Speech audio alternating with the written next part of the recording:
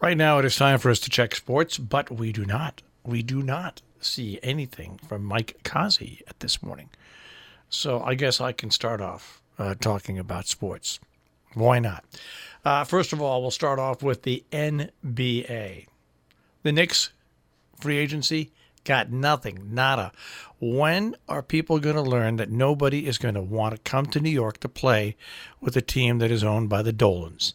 Nobody wants to play. Isn't that amazing? Nobody wants to play in one of the top two markets, sports-wise, in the country, in basketball, with the Knicks anyway. So the Knicks signed the New York, Brooklyn Nets signed Kevin Durant to a 4-year, $164.3 million deal. They signed Kyrie Irving, a 4-year, $141 million deal. This really has to make the Nets the team to beat in the East. Absolutely amazing. And the Knicks got nada. Bubkus, zero. Zilch, nothing. All right, now let's go on to baseball. First of all, the series in England is over. Thank God. I'm sorry.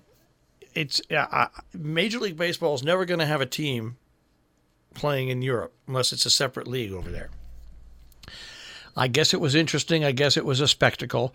But I'm sorry for the New York Yankees and for the Boston Red Sox to go over there and play in that field. That bandbox was ridiculous. The scores were ridiculous. The bounces the ball took off that surface that they put in were amazing.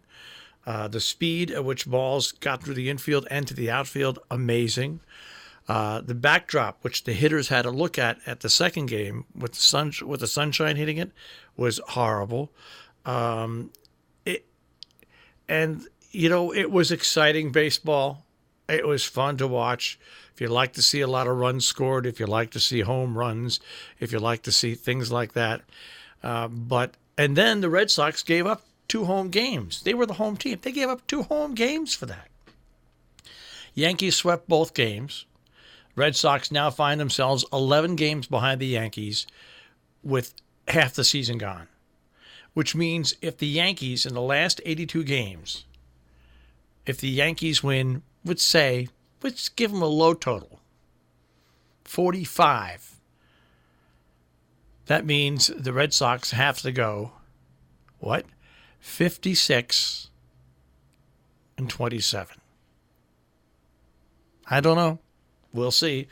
But so that's it. So we've covered that portion of it. The Mets are celebrating the 50th anniversary of their, of course, World Series win. Had a big shebang, unveiled a statue of Tom Seaver. Tom Seaver Way now where they're located. And then they did a nice thing. They honored all the Mets from that 1969 team that are no longer with us. Unfortunately, they reported as dead Jim Gosger and Jesse Hudson. They're still both alive. But they were honored in memoriam. How sad is that? Oh, my God. So the Yankees are going to play the Mets. There's some games to wrap up this week before they get to the All-Star break. But basically, with half the season gone, the Yankees have a 7-game lead over Tampa Bay, 11 over Boston. In the AL Central, Minnesota has a 8-game lead over Cleveland and a 13-game lead over the White Sox. In the West, Houston has a 6.5-game lead over Texas, 7 over Oakland. In the National League, Atlanta has a 5.5-game lead over Philadelphia, 7 over Washington. The Mets are 12 games back. In the Central, the Cubs and Milwaukee are tied. St. Louis 3 games back, Pittsburgh 5 games back, and Cincinnati 5.5 games back. So everybody's still involved in that race.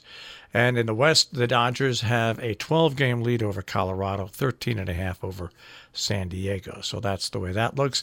The United States women's team is going to be playing England in soccer. Because they won their match against France. France, as some people say. So that's where that all stands. And as far as I can see, that's just about all I'm going to talk about on sports for Mike Cozzi this morning. I'm Marshall Miles.